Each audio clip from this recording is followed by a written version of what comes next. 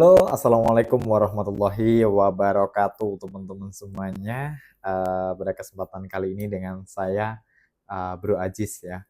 Oke, pada kesempatan kali ini saya akan bercerita tentang atau bertukar pengalaman, menceritakan pengalaman saya ketika saya bekerja di sales mobil di Astra Daihatsu.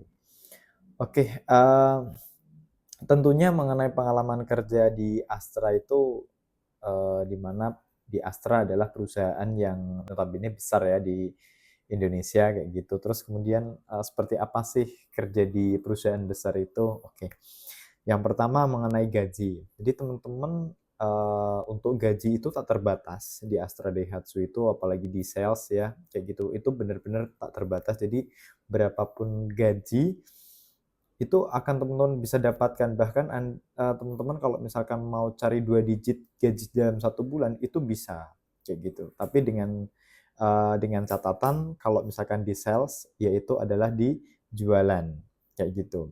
Kalau teman-teman bisa jualan banyak, tentunya gaji teman-teman juga akan banyak juga mengikuti, jadi seperti itu.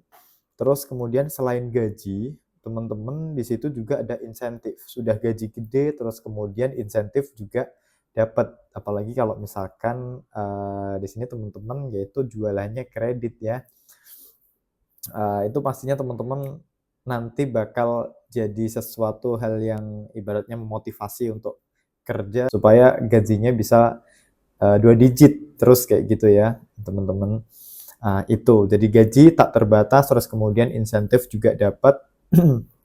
Insentif itu sebenarnya ada insentif kredit dan juga ada insentif unit. Jadi nanti kalau insentif kredit itu terbagi menjadi dua, di mana ada insentif yang insentif kredit yang masuk di gaji dan juga insentif kredit yang bisa nanti masuk di rekening sendiri yang sudah kita daftarkan di pembiayaan. Jadi seperti itu ya, teman-teman. Terus kemudian mengenai fasilitas, di sini saya membahas fasilitas ada dua, fasilitas kerja dan juga fasilitas kesehatan.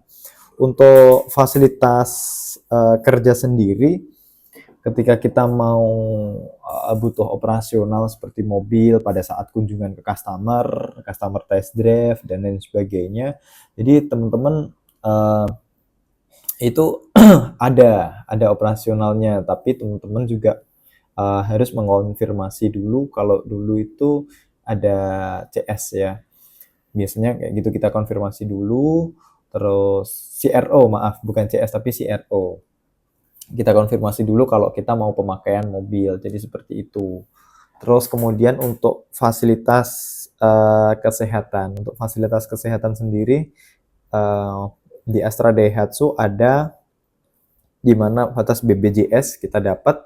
Terus kemudian untuk fasilitas asuransi kesehatan dari Astra sendiri. Jadi saya dulu dapat yaitu Garda Medica. Jadi seperti itu, teman-teman. Dapat kan, udah dapat BPJS, udah dapat juga yaitu asuransi yang swasta punya Astra sendiri. Nah, itu mengenai fasilitas kerja dan juga fasilitas kesehatan, teman-teman. Terus kemudian untuk kegiatan tahunan, biasanya kegiatan tahunan itu ada 3 acara.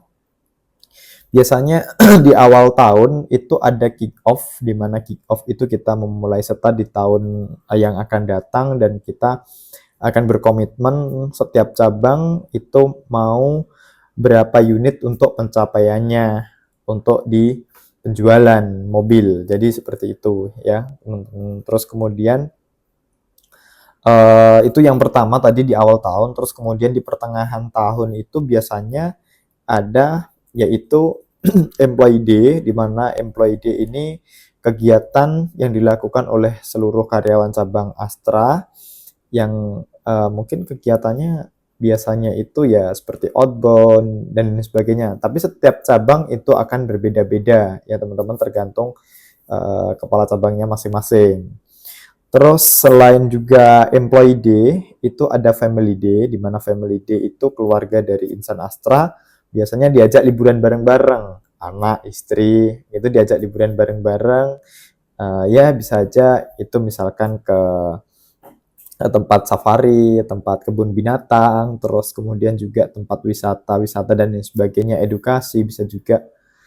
Ya, itu tergantung juga sama kepala cabang itu tadi ya, teman-teman yang akan mengadakan, yaitu ataupun biasanya juga dari tim-tim panitia yang bertugas untuk menjalankan acara family day tersebut gitu. Nah, itu dari beberapa yang saya ceritakan tadi mengenai fasilitas, gaji, insentif, terus kemudian kegiatan tahunan ya, teman-teman. Terus kemudian bagaimana mengenai pressure-nya kayak gitu, atau tingkat ibaratnya itu kalau kita ngomong di sales itu tekanan kerjanya seperti apa. Ya tentunya antara gaji terus kemudian fasilitas yang sudah kita dapat itu artinya seimbang ya dengan kinerja kita, pasti untuk tekanannya teman-teman pasti juga di situ dapat pressure yang uh, kalau kita ngomong sangat-sangat tinggi, ternyata sangat tinggi pressure-nya itu ketika kita nggak jualan ya teman-teman. Jadi seperti itu. Tapi kalau misalkan teman-teman bisa jualan, ya mungkin dalam 1 bulan teman-teman bisa jualan 5 unit sampai 6 unit, atau minimal 3 unit, teman-teman sudah aman. Tapi tergantung gridnya juga, karena di Astra Daihatsu itu biasanya ada gridnya. Bukan biasanya sih, tapi emang ada gridnya pada saat saya dulu bekerja di perusahaan Astra Daihatsu ya. Jadi gridnya dulu kalau pada saat uh, masih baru atau masih training itu biasanya S0, di mana S0 ini 3 bulan masa percobaan. Setelah 3 bulan nanti teman-teman lolos, yaitu nanti grade S1. Nah, di mana grade S1 itu nanti harus mencapai poin berapa poin dalam jangka 1 semester, biasanya 6 bulan. Nah, terus setelah S1-nya teman-teman ini bisa lolos, nanti naik ke S2, di mana S2 ini yaitu grid grid yang tengah-tengah. Grid yang tengah-tengah nanti teman-teman juga sama akan mencapai poin sekian. Kalau misalkan teman-teman bisa mencapai di atasnya poin yang sudah ditentukan, teman-teman akan naik yaitu di S3. Nah, setelah itu teman-teman nanti grid yang paling tinggi untuk di sales itu yaitu grid S3. Nah, S3 nanti teman-teman ada juga mengumpulkan poin, sekian poin. Karena di 1 unit mobil itu ada poinnya masing-masing. Jadi seperti itu. Nah, jadi apa yang harus dipersiapkan? Yaitu yang nomor 1 mental. Terus kemudian setelah itu nomor 2 setelah mental yaitu kegigihan dalam bekerja. Terus kemudian loyalitas dalam bekerja, karena jam berapapun dan dimanapun ketika ada customer ya kita wajib kunjungan teman-teman. Ketika ada customer telepon, mas ini saya mau beli, mau tanya-tanya dulu lah kayak gitu, tanya dulu bisa nggak sampean ke rumah kayak gitu, misalkan seperti itu ya. Jadi teman-teman mau nggak mau pasti wajib ke rumah itu kayak gitu. Kenapa seperti itu? Karena semua sales di Astra Daihatsu itu untuk persaingannya luar biasa, dan mereka satu customer gitu ya mungkin memang berharga. Jadi seperti itu. Karena apa? Karena yang ditaruhkan harga diri, kalau nggak jualan malu gitu ya.